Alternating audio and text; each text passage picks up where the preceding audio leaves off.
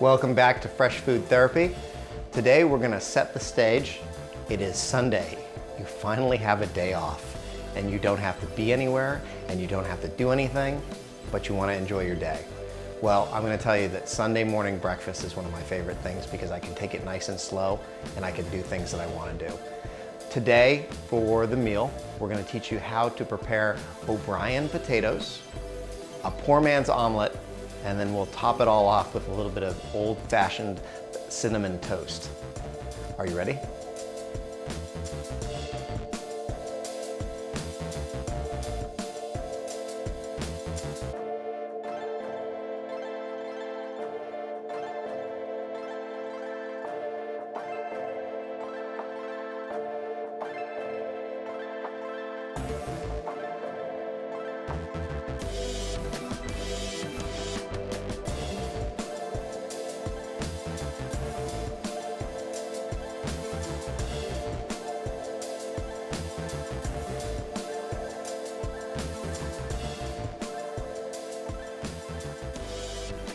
So we're going to do the prep for both the omelet and for the O'Brien potatoes at the same time. There's a few things that you should keep in mind, and one is that although onions and peppers, when they're prepped, have a longer period of time before they start turning colors and going off, potatoes have a tendency to brown relatively quick within about 10 to 15 minutes of chopping. So we'll always do the potatoes last, or if you're concerned and you're trying to do this with more than one thing going on at a time, you can put the potatoes into a bowl and cover them with water. That will also keep them fresh until you're ready to start cooking. Okay, so what I'm going to do is I'm going to introduce you to a new tool that we haven't used before. I've got to be honest, if you're new to cooking, if you don't cook a lot, this is an invaluable tool. Until you get your knife skills up to the point where you can dice evenly and move very rapidly with a knife, this tool, which is called the Vidalia Chop Wizard, will actually give you very consistent cuts of fruits, vegetables, and starches that you can immediately start cooking with. And one of the best things about consistently cut vegetables and fruits is that they will all cook evenly.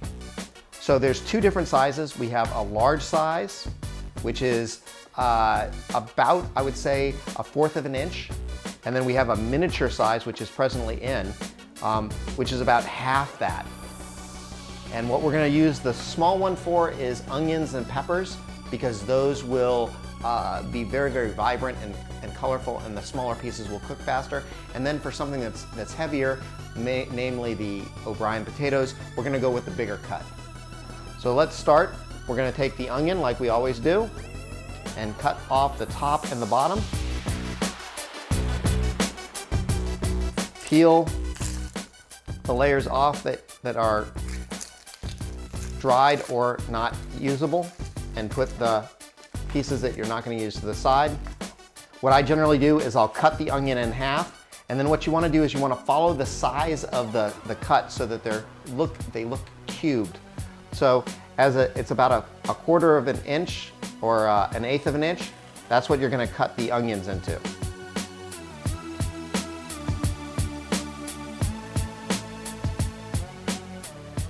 Take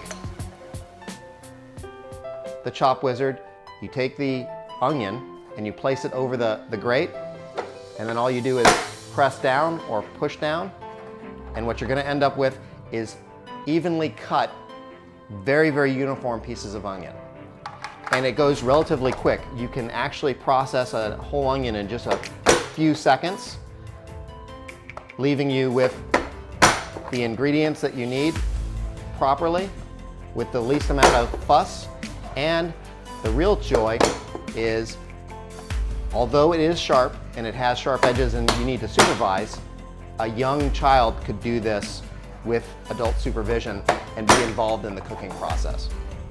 So we're going to take the onions and put them into a jar, and then we're going to go right to the peppers.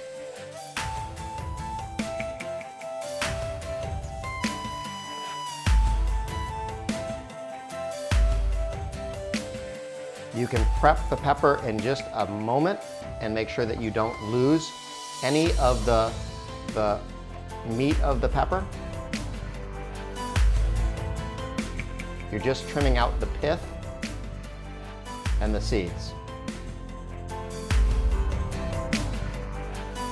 All of the pepper is able to be used except for the stem and the pith.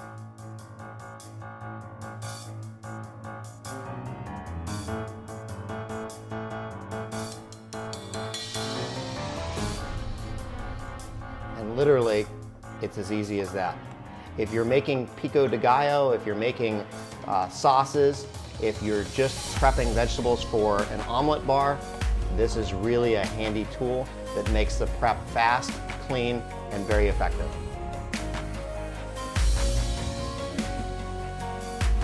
As I've said before, and I'm not following my own rules, you should always be cutting away from yourself.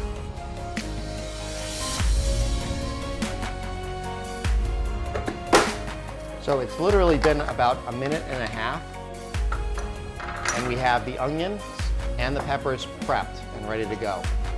Now for this recipe, what we're going to do is when we fry these off, we're going to fry them together because they're all going in the same dish. But if you're going to be making another recipe where you want them separate, you can fry them individually.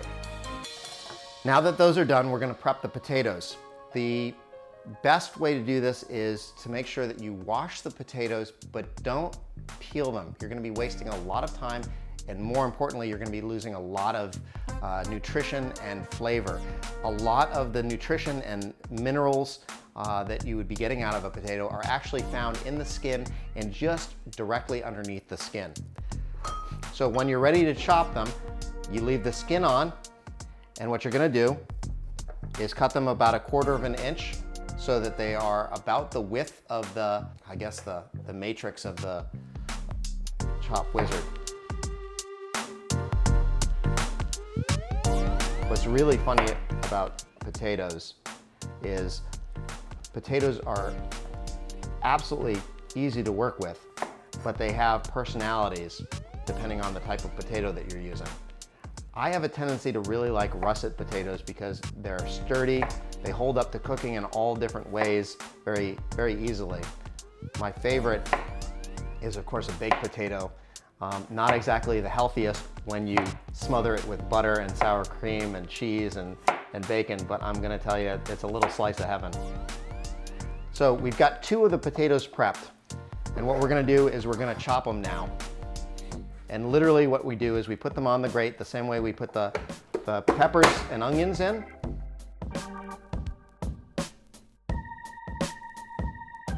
The only downside to the chop wizard is unless you put a towel down, it's going to make a little bit of noise. So if you're going super secret squirrel method and attempting to make breakfast for somebody in bed, you've got to be very, very careful when using the chop wizard, or you're going to let them know what you're doing pretty far in advance. So as you can see, the potatoes are cubed pretty evenly, consistently, and they're ready. So if you're ready to cook, we can start them right away. We've already got our cooking prepped. We're going to put them into boiling water with a little bit of salt to just parboil them, and we're going to saute the peppers and the onions, and then we'll be ready to go. The only thing we have left to prep for the omelet as well is we're going to take a little bit of lunch meat. You can use whatever deli meat you want, but we're going to take a little bit of deli meat and we're going to dice it up so that you're ready to put it into an omelet. In this case, I just got some Lando Frost premium sub sandwich with a little bit of Black Forest ham and turkey because I like the flavors and I like the color difference, and it's inexpensive. It's ready to go, and it'll hold for a couple of weeks if you don't open it. Once you open it, just like any other cold cut, you should use it within 5 to 7 days. So this is gonna be opened. We reach in, and we find the turkey, all prepped ready for the sandwiches, and ham ready for the sandwiches. What we're gonna do is we're just gonna take a couple slices of turkey,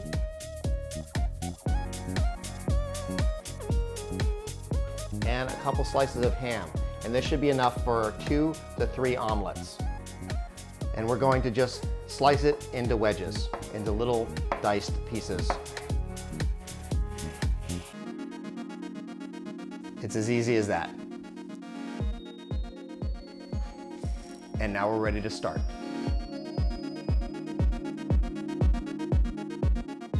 So what we're going to do is we're going to parboil the potatoes, and we're going to quick saute the onions and the peppers together. Yes, Mark is going to multitask.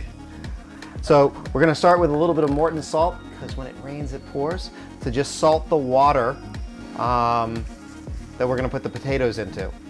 You really only have to boil them for about 2 or 3 minutes just to soften them and get them ready for the frying. It will cut back on the time that it takes to fry them, and it'll make sure that they are tender and that they fry up really well. At the exact same time, we're going to put a little bit of oil into the saute pan and get it hot.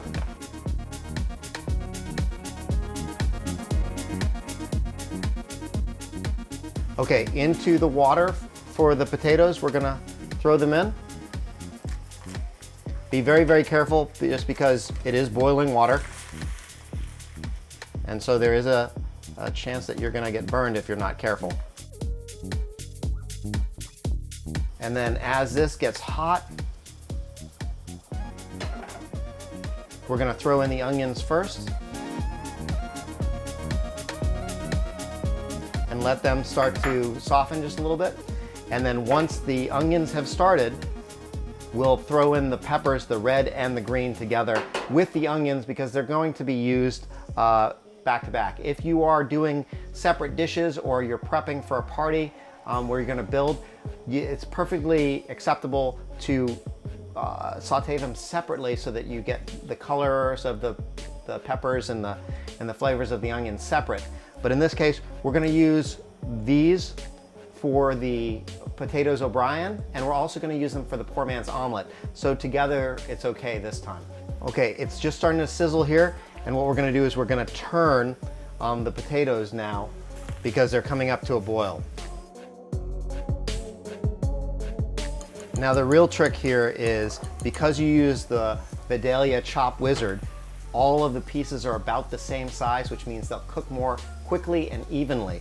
It really is a blessing if you're pushed to make many dishes quickly and you want a more even and consistent cooking. Okay, we're gonna now add the peppers to the onions.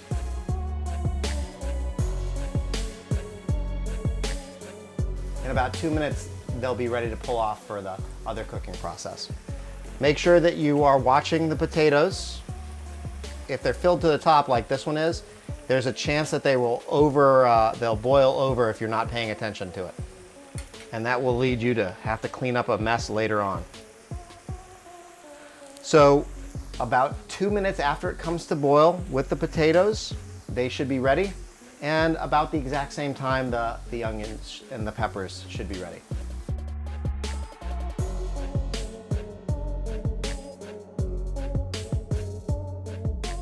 So we've had the potatoes boiled, and we have all the ingredients ready to go to make the O'Brien potatoes. And now we're gonna actually make them right in front of you. What we do is we get out our cast iron skillet. It's a Lodge cast iron skillet pan, which is just one of the best cooking tools you can get for good old-fashioned meals. We've seasoned it with a little bit of oil, but we're gonna add just a little bit more. Now, if your Sunday is free enough and you are interested, there is nothing wrong with making a little bit of bacon in the cast iron skillet first, and then using the renderings from the bacon to make a incredibly flavored cooking oil. But if you're vegetarian or you're vegan, what we're doing right now is making these completely vegetarian. So now that the oil is in the pan, we're gonna add the potatoes that have been fried, or parboiled.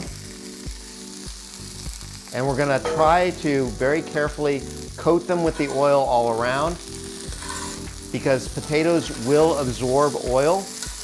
And you want to make sure that before they start absorbing it, that they're coated all the way around evenly.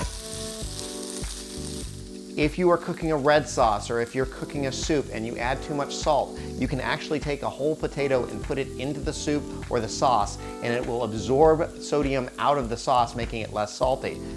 That's fantastic as a first aid for your cooking, but when you're cooking potatoes, specifically to cook potatoes, you're gonna have to go heavy on the seasonings because otherwise it'll kind of mute out the flavors.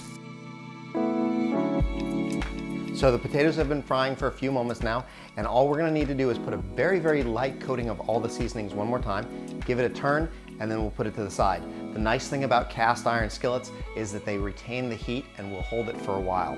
I believe, if I am not incorrect, that O'Brien potatoes were named after Beef Stew O'Brien, a cook from Jerome's in Manhattan, who every single day had to make hash brown potatoes and got kind of sick and tired of making the same potatoes every single day and decided to put a little bit of flourish into it.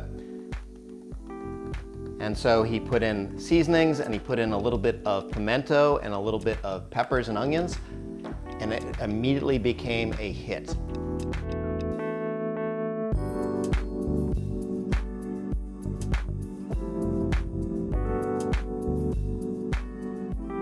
So we're putting the last seasoning on. Then we just give it a quick turn. So on the first pass, we have pepper, salt, we have onion powder, and garlic powder. You can also use granulated onion or granulated garlic if you wish. Now we're gonna let these cook for a few moments to just start to brown a little bit.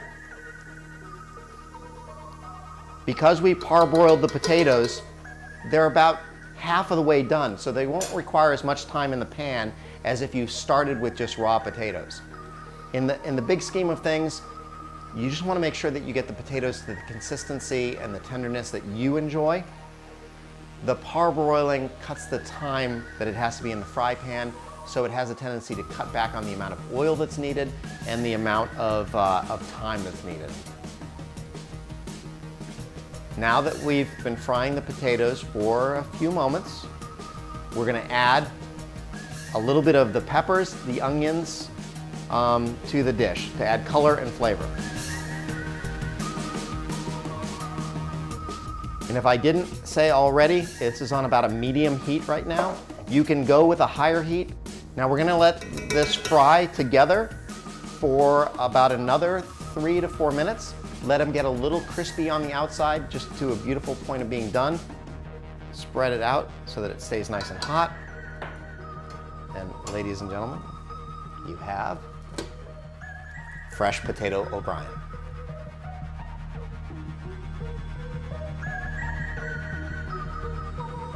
So now we're gonna make the poor man's omelet. It's not necessarily the prettiest name, but the reason why it's called the poor man's omelet is because there's not a lot of time involved and not a lot of ingredients involved. What we're gonna do is we're gonna make a very, very basic 3-egg omelet that's big enough generally for 2 people to share. We take 3 eggs. Hey, it's a 3-egg omelet.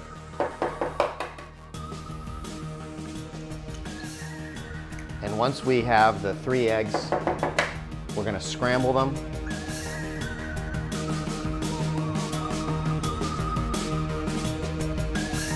Just real quick.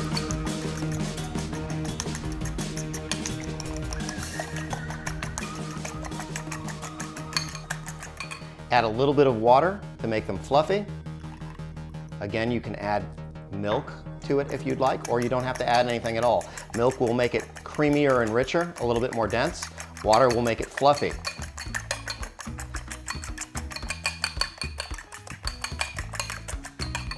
We're gonna put that to the side, and what we're going to do is we're gonna put down on the skillet a little bit of the onions and a little bit of the meat. You wanna keep in mind that you don't wanna overstuff the omelet. So about maybe 3 ounces, 4 ounces of meat and about an ounce or 2 of vegetables is perfect for this omelet. So We scramble up the egg, and we're gonna slowly add it to the Presto electric skillet.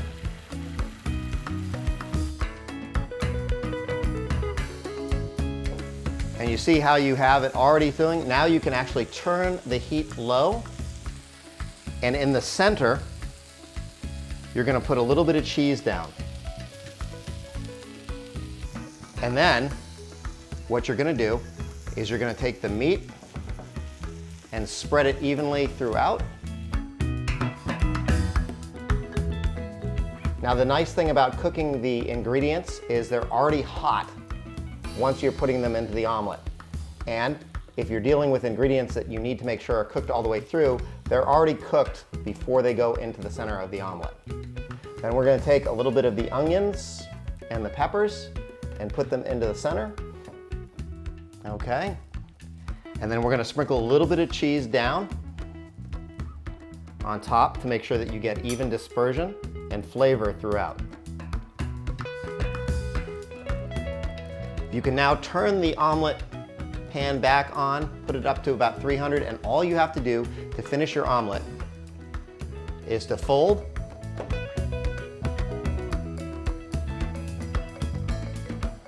we're gonna put it on its side, because what we're gonna do is one side is gonna be cooked really well, and then we're gonna just brown it on the other side and the omelet will be done. Now it's cooked all the way through and it's ready to serve if you wish. Okay, so you've made the omelet and you've made the O'Brien potatoes, but here comes the most difficult and time-consuming part of the entire breakfast. We're going to make cinnamon toast the old-fashioned way. Are you ready? Here we go. We're gonna race. We're gonna put the bread into the toaster. Are we ready? Set, go. Okay, so we open up the cinnamon, you put it into a little bit of sugar. We mix. You just want it to come out like a light color of almost beige, like sand. And done. Okay, now the toast is caught up, and we're literally going to make, in front of your eyes, the good old-fashioned cinnamon toast. So you take the bread, you put a little bit of butter on, just to moisten them up. It's not really toast unless there's butter.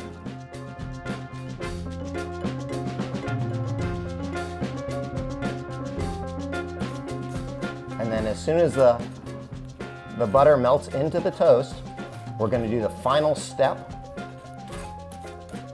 which is sprinkle a little bit of the cinnamon sugar onto the toast. I would go light your first time.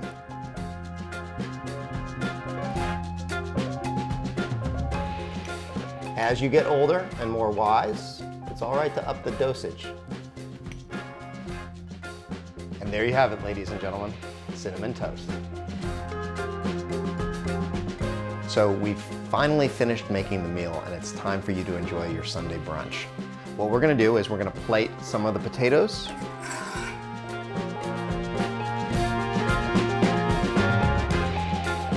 And then we're going to attempt to split the omelet as evenly as possible so that there are no hurt feelings.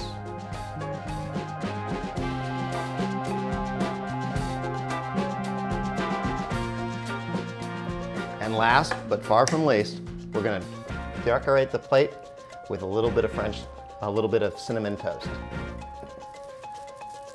And you're ready to have brunch.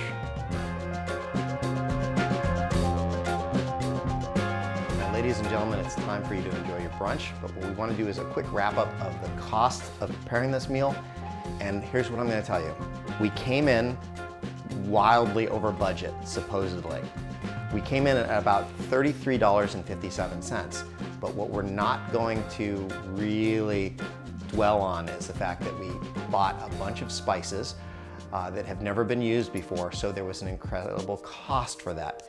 But we'll have those spices for a year or two, and they will absolutely be used and continue to give us a great deal of pleasure. So what you're looking at is, if you take the price of the spices out, you're looking at this being approximately $11 to make 2 breakfasts, and we still have a ton of product left over. We have more than half of the potatoes, we have more than half of the eggs left over, and we have just 4 slices out of an entire loaf of bread.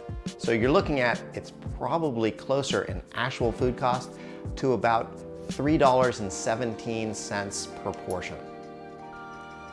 It was a pleasure serving you again. I hope you enjoy this meal and that you're able to make it for your family and friends, and we'll see you again next time on Fresh Food Therapy.